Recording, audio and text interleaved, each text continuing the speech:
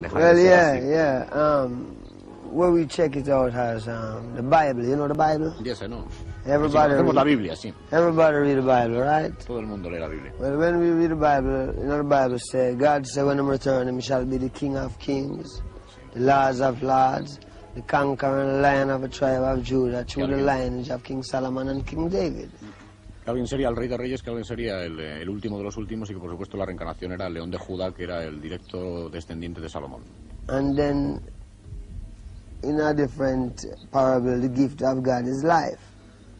You dig? So during my lifetime, I search to find out if the King of Kings and the Lords of lords and the conquering Lion of the tribe of Judah is here on earth, because he promised that he would return. Now when I look, I only see one man. His name is Haile Selassie I. And